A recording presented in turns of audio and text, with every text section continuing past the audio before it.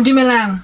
I moved my phone because I realized that I was struggling very much to see myself, and if I don't see myself, I can't see the timer clock tick thingy there. Next thing I'm talking and it's all off and dead, so we're here. So please go check out the previous part. I'm almost done anyway. Even if you don't want to check out the previous parts, you might just be elevated from this part alone, because I'm that girl with the give the gab. You don't gotta see part 1 to still be intrigued. Listen, okay? I was speaking about how it is that some dude that mocked the sister dissed me, okay, for saying on like Facebook that we are in dire need of Jesus, and that our country is in a bit of a bunch and not in a circumstance due to our unbelief and our rebellion, okay? We're like the Hebrews in the wilderness. And the dude was like, I thought you were going to talk about voting. Instead, you told me to go and read a novel. I was like, did you just call the Bible a novel? Did you just call the Bible a novel? Somebody hold me back. Do we gonna take this to the grass? So now I'm on the grass and we rolling around, and guess who's winning? Me. Okay, dude that called the Bible a novel. A novel, like, yo guys, as it is,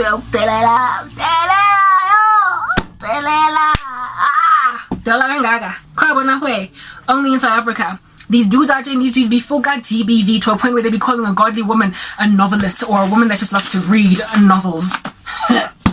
Anyway, so after this, Oki calls me one who's reading a novel and trying to tell people to keep reading a novel and praying based on the like writings in the novel. But Steven Spielberg's The Mist. And so because of like some kind of strange odd stuff going on, you know, there's funny creatures, so don't go out in the mist. Whoa. So this dude then called the Bible the mist. Cool. I'm coming a flying kick. That got him right here. Boot print Musfatlego. That's that guy. I've laid him flat already. Mara, this is the guy. I just had to explain to you history of South Africa, apartheid, and how we're in the alleged New South Africa. But there's nothing new about it. It's all ancient. It's still the apartheid regime just veiling itself in rainbow color. Ugh. Might as well go and grab that RV or beer flag and just flail it everywhere, because we still live in Group Areas Act. That is what's good. Since I'm like Sofia Town, that's what's up.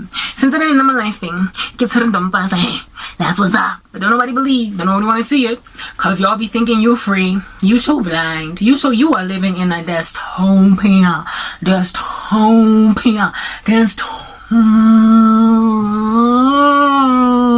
It's so bad you can't even bring your words out.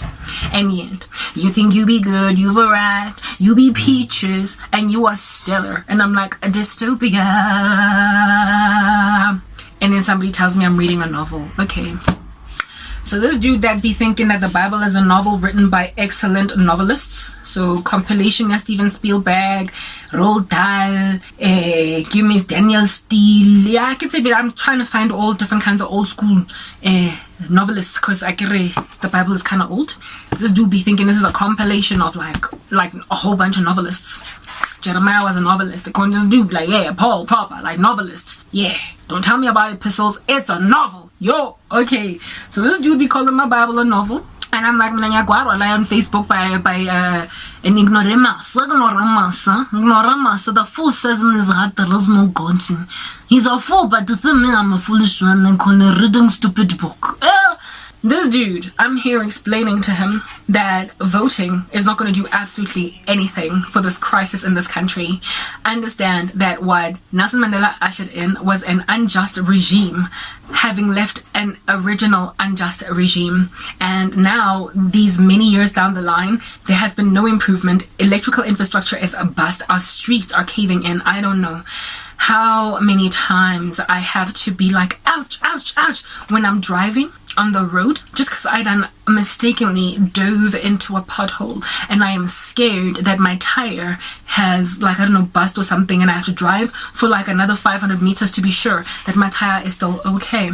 Roads are worse than they ever have been. In terms of properties that have been built in this country ever since Group Areas Act, influx of other people groups, color groups into the suburbs, they have built poor workmanship, falling apart, debilitated, snag needy immediately after people occupy properties, sectional titles for everybody that was now flooding into the towns.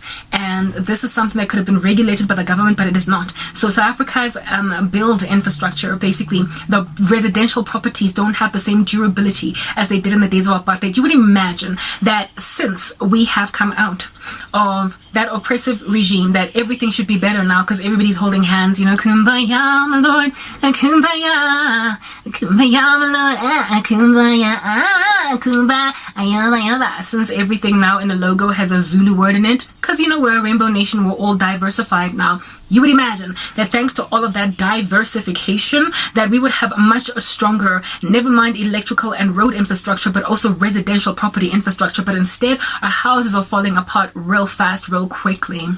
Everything is just falling apart. The Giza don't last as long as they did. There is nothing that is operating as it ought in this nation. We should be much better than that. On top of that, thanks to COVID-19, the nation's economic status is junk, according to ratings agencies. But COVID-19 did not cause that for the country. It was already sort of kind of like on shaky ground.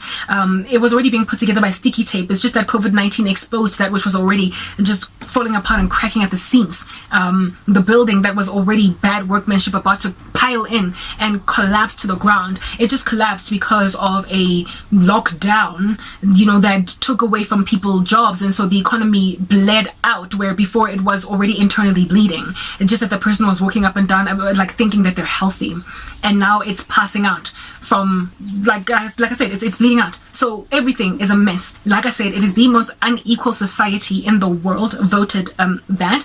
It is the worst country to live in as a female, thanks to gender-based violence. It is also a country, what is this, the second highest, it has the second highest rate sort of suicide out of all the other countries in the world. And now this is Africa. We all know typically black people are not ones to just kind of plunge into suicide. We don't kill ourselves, we're strong, we hold on.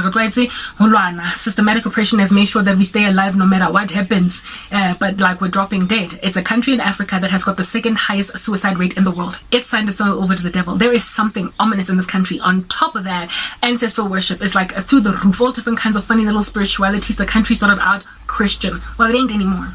That is the nation that I live in, and some random okie went and called what I recommend is the place to go to find our solution a novel. Just went and called it a flat-out novel.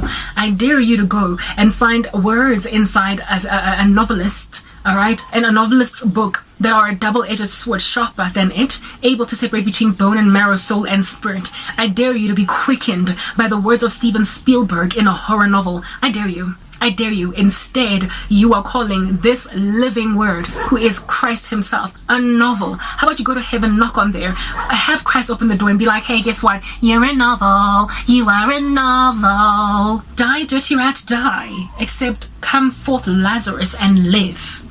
Anyway, that is the status quo. That is the general issue that we're facing down here in these streets, and you people are saying that I'm the one nana on my issue. See, I'm about to not tribulation no start now go catch up in the rupture pozo. Katos are bottom as no puma out here. Oh, repula pants and tribulation following when shooting us. So boy, a second coming, then finally ran peaceful. Finally rain peaceful. Finally justice come. Finally the real king is ruling. And finally you don't get to look him in the face and call him a novel. Finally you'll be handled. Next part.